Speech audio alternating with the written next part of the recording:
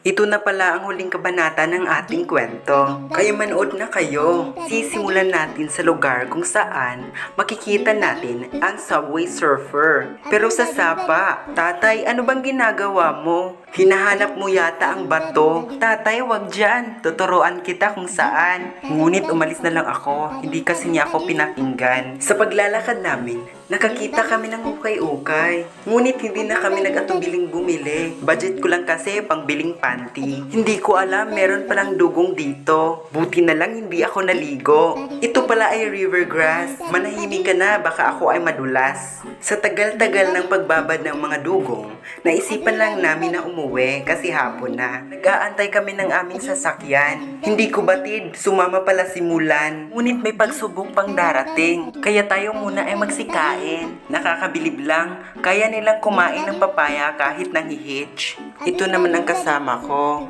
Kinuha niya nga pala yung tuyo. Namimiss niya raw kasi mangasay. Kaya sa pag-uwi, hindi na makaantay.